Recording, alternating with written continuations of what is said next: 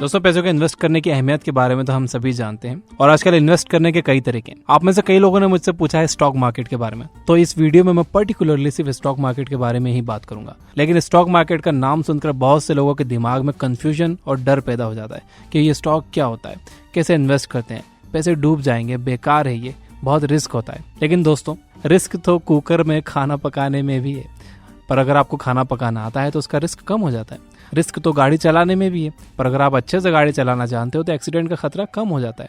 ठीक उसी तरह स्टॉक मार्केट में भी रिस्क है और आप इस रिस्क से कभी भी नहीं बच पाओगे। लेकिन अगर आपके पास सही नॉलेज है तो आप इस रिस्क को काफी हद तक कम कर सकते हो। इसके बाद बहुत से लोगों का मानना है कि स्टॉक मार्केट एक जुआ है। हाँ, अगर आपको इसके बारे में कुछ नहीं पता और फिर भी आप उसमें इन्वेस्ट किए जा रहे हो तो ये आपके लिए एक जुआ ही है। आपको यहाँ समझना होगा कि रिस्क में और कैलकुलेटेड रिस्क में फर्क होता है। आपको स्टॉक मार्केट में कैलकुलेटेड रिस्क लेना होगा। कैलकुलेटेड रिस्क कैसे लेते हैं, आइए देखते हैं। सबसे पहले आप ये डिसाइड करो कि आप कितना रिस्क ले सकते हो। अगर आप यंग हो और महीने में अच्छा पैसा बचा लेते हो तो आप स्टॉक मार्केट में ज्यादा रिस्क ले सकते हो। लेकिन अगर आप 60 साल के हो तो आपको कम रिस्क लेना होगा।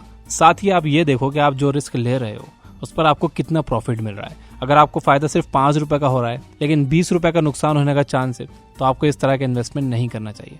तो सबसे पहले हम स्टॉक मार्केट की ABCD जान लेते हैं ताकि आपको इसके बारे में पता लग जाए।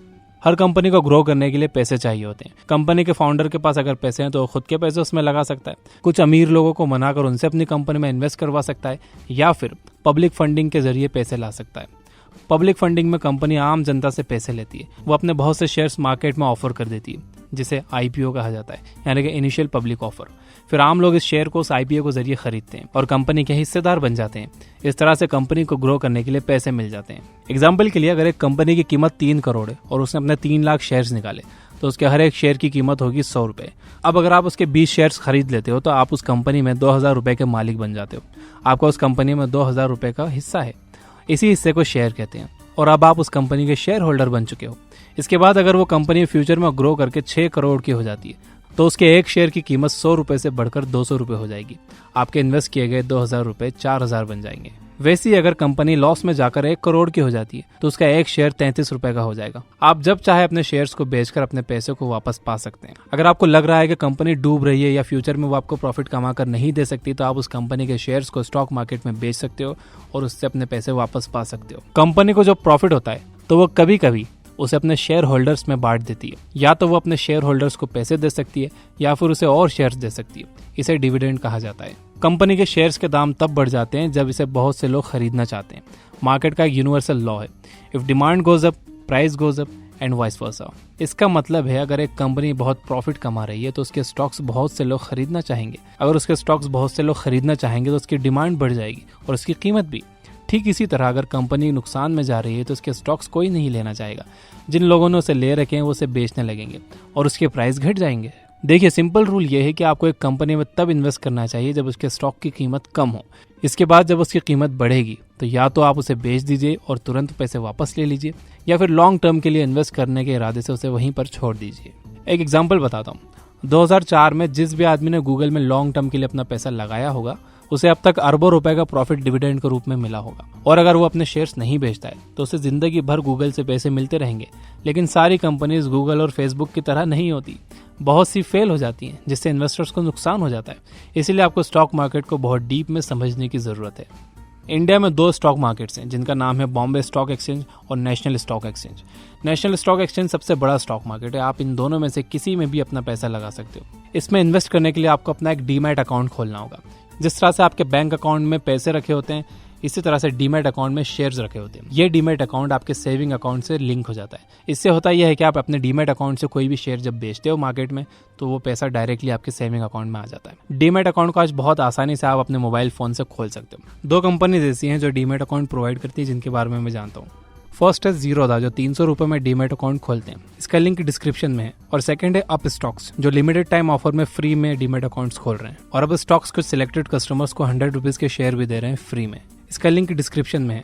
अगर आप एक स्टूडेंट हो, आपके पास पैसे नहीं है इन्वेस्ट करने के लिए तो भी आपको डीमैट अकाउंट तो खोलना ही चाहिए सीखने के लिए। स्टॉक मार्केट में रिस्क तो होता ही, और इस रिस्क को कोई भी कभी भी खत्म नहीं कर सकता।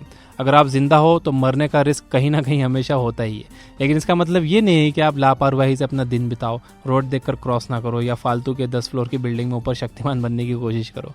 ठीक उसी तरह स्टॉक मार्केट में भी रिस्क कम किया जा सकता है अगर आप कुछ बातें मानिए। सबसे पहले एक्सपर्ट से कांटेक्ट बनाओ। आपके कांटेक्ट में जितने ज़्यादा एक्सपर्ट्स होंगे, स्टॉक मार्केट में आपके कामयाब होने के चांसेस उतने ज़्यादा होंगे। इसके बाद किसी एक्सपर्ट की बात पर सिर्फ इसलिए भरोसा मत करो क्योंकि वो एक्सपर्ट है। आप खुद भी हमेशा इसके बारे में और जानते रहो, इससे रिलेटेड बुक्स पढ़ते रहो, ताकि आपको हमेशा इन एक्सपर्ट्स पर डिपेंड ना रहना पड़े और आप खुद भी एक दिन एक्सपर्ट बन जाओ।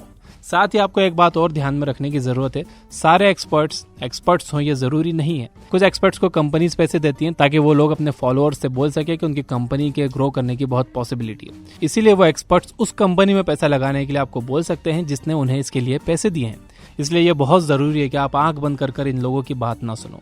एक स्टॉक मार्केट एक्सपर्ट है जो टेलीग्राम चैनल चलाते हैं, जो बिगिनर्स को मार्केट के बारे में बताते हैं, उनकी हेल्प करते हैं। उनका लिंक भी मैंने डिस्क्रिप्शन में दे रखा है। दूसरी बात जो आपको ध्यान में रखनी चाहिए वो ये कि किसी भी कंपनी में इन्वेस्ट करने से पहले उसका बैकग्राउंड जरूर चेक करो।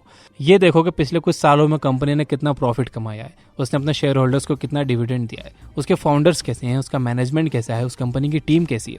आप उस कंपनी के हर पहलू को अच्छे से परखिए और फिर ये फैसला कीजिए कि वो इन्वेस्ट करने लायक है या नहीं। इसके बाद ये देखिए कि इस कंपनी के फ्यूचर में ग्रो करने के चांसेस कितने हैं। आप सोचते होंगे कि टेक्नोलॉजी और गेम्स की कंपनीज बहुत फायदा कमाती हैं। ये सच है, लेकिन वो ज्यादा दिन मार्केट में नहीं रहती। लोग एक ही गेम खेल खेल कर ऊब जाते हैं, अब वो चाहे पबजी हो या पोकेमॉन गो। इस तरह की कंपनीज शॉर्ट टर्म में फायदा कमाने के लिए अच्छी होती हैं, लेकिन लॉन्ग टर्म में ये फेल हो जाती हैं क्योंकि लोगों को हमेशा कुछ नया चाहिए होता है। ज्यादा फायदा कमाने के लिए आपको एक कंपनी में लॉन्ग टर्म के लिए इन्वेस्ट करना होगा, लेकिन अगर आप शॉर्ट टर्म में पैसा लगाना चाहते हो तो उसमें भी कोई बुराई नहीं है, बस आपको उसमें फायदा कम होगा या हो सकता है नुकसान हो जाए। अगर आपको वाकई एक दिन वॉरेन बफेट और राकेश झुनझुनवाला की तरह एक बड़ा इन्वेस्टर बनना है और आप स्टॉक मार्केट को करियर की तरह चुनना चाहते हो, तो ये जरूरी है कि आप इसमें एक्सपर्ट बनो। स्टॉक मार्केट का कॉन्सेप्ट सिर्फ इस वीडियो में खत्म नहीं होता, ये बहुत बड़ा सब्जेक्ट है।